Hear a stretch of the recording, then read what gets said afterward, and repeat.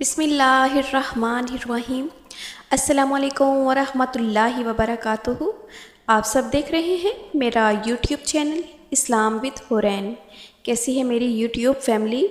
उम्मीद करती हूँ कि आप सब खैरियत से होंगे और मेरी दिली दुआ है कि अल्लाह पाक आप सब की तमाम तर परेशानियों को दूर फरमाएँ और आपकी तमाम जो जायज़ ख्वाहिशात हैं उन्हें कबूल मंजूर फरमाएँ, आमीन।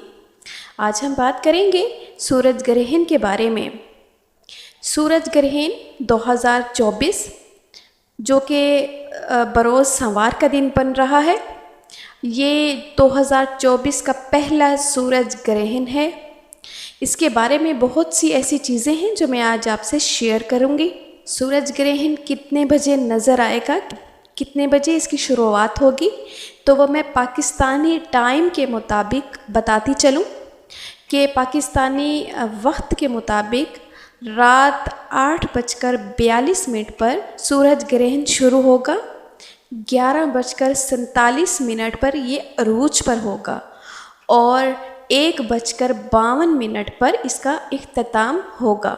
ये पाकिस्तानी वक्त के मुताबिक मैं आपको बता रही हूँ। सूरज ग्रहण या चांद ग्रहण क्यों पैदा होता है, ऐसा क्यों होता है? तो ये इसलिए कि सूरज और ज़मीन के दरमियान जब चांद आ जाता है, सूरज की रोशनी कम हो जाती है, तो सूरज ग्रहण वाक़या होता है। तो सही बुखारी में इसकी हदीस मौजूद है कि प्यारे नबी सल्लल्लाहु अलैहि वसल्लम के साहबजादे हज़रत इब्राहीम जब इस दुनिया से रुखसत हो गए तो उस दिन सूरज ग्रहण वाक़या हुआ था। तो लोगों ने क्या नाम दिया? लोगों ने ये समझा कि जो सूरज ग्रहण है वो हज़रत इब्राहीम की वफ़ात की वजह से हुआ है, यानी किसी हादसे की वजह से, किसी बड़े हादसे की वजह से जो होता है ये आता है। लेकिन प्यारे नबी सल्लल्लाहु अलैहि वसल्लम ने फरमाया कि ऐसा नहीं है बिल्कुल भी कि ये किसी भी बड़े हादसे की वजह से रोनमा हो, ऐसा नहीं है। ये अल्लाह पाक की बड़ी निशानियों में से निशानी है। तो जब भी ऐसा हो, सूरज ग्रहण हो या चांद ग्रहण हो, तो हमें अल्लाह की बारगाह में तौबा करनी चाहिए, हमें इस्तग़फ़ार करना चाहिए और हमें नमाज़ पढ़नी चाहिए। और जब भी हम नमाज़ पढ़ें तो सजदा तवील करें, लंबा सजदा करें, क्योंकि लंबा सजदा अल्लाह पाक को बहुत पसंद है। ये बात मैंने यहाँ पे इसलिए क्लियर की है क्योंकि कुछ लोगों का माइंड बना हुआ है कि किसी बड़े हादसे की वजह से सूरज ग्रहण वाक़या होता है। तो ये मैंने इसलिए सही बुखारी शरीफ की हदीस पेश की है कि ऐसा नहीं, किसी हादसे की बिना पर सूरज ग्रहण वाक़या होता है, ऐसा नहीं है।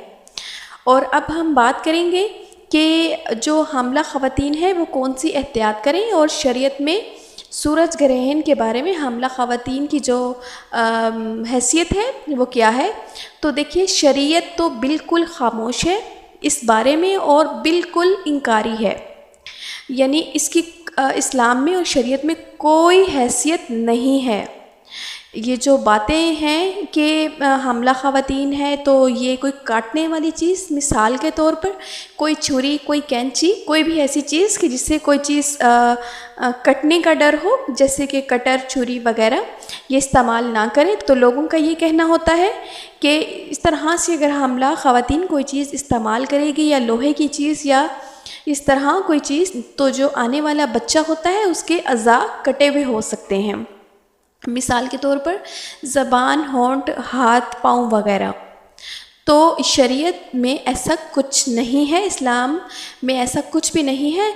अल्लाह पर पक्का और सच्चा यकीन रखें। जो आपका अकीदा है अल्लाह पर, वो जो आपका ट्रस्ट है उसको मज़बूत रखें। और वैसे भी जो बातें बनी हुई हैं, अगर ये बातें बहुत अफवाह हैं, फैल भी चुकी हैं, लेकिन हर चीज़ जो है वो अल्लाह के हुक्म की ताबे है।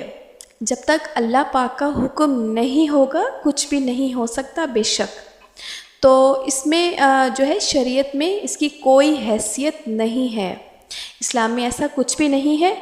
تو یہ جو احتیاط ہمیں فضول کی کرنے کو کہا جاتا ہے خواتین کو کہ سیدھا مت لیٹیں اور چلتی پھرتی رہیں اور کوئی لوہے کی چیز استعمال نہ کریں، کینچی، چھری، کٹر وغیرہ یہ استعمال نہ کریں، تو ایسا کچھ بھی نہیں ہے۔ لیکن آخر میں یہ ضرور کہنا چاہوں گی کہ چونکہ بہت زیادہ افواہ پھیل چکی ہے، اس ٹاپک پہ بہت سی باتیں ہیں، تو کیا ہوتا ہے کہ اگر ہمارا الحمدللہ یقین ہے اللہ کی ذات پر کہ ایسا کچھ نہیں ہے، تو سامنے والے کا اللہ پہ کتنا یقین ہے یہ ہم نہیں جانتے۔ تو کیا ہوتا ہے کہ اکثر ہم سامنے والے کو انسسٹ کر دیتے ہیں، ہم انہیں مجبور کر دیتے ہیں کہ نہیں آپ اس طرح سے مت کریں احتیاط، آپ اس طرح احتیاط مت کریں۔ تو دیکھیے خدا نخواستہ وہ آپ کی بات مان جائے، اور اگر اس کا بچے کا کوئی اعضاء جو ہے وہ کٹا ہوا ہے یا کوئی اور عیب ہے، تو وہ کیا ہوگا کہ اللہ نہ کرے کہ اس کا یقین جو ہے وہ اللہ کی ذات سے کم نہ ہو، ٹھیک ہے۔ دیکھیے وہ یہ سوچے گی کہ میں نے فلاں کی بات مان کر احتیاط نہیں کی، تو دیکھیں یہ واقعی ایسا ہی ہوتا ہے، تو اس کا کیا ہوگا، اس کا یقین اللہ پر کم ہوگا، اور جو اس طرح کی فضولیات باتیں ہیں اس پر زیادہ ہوگا۔ تو میرا کہنے کا مقصد صرف یہ ہے کہ آپ اللہ پہ یقین رکھیں، آپ سب، لیکن جو سامنے والا ہے اس کا جو یقین ہے، اس کے جو یقین کا لیول ہے وہ آپ کو نہیں معلوم کہ وہ کتنا عقیدہ رکھتا ہے، کتنا یقین رکھتا ہے اللہ پاک پر۔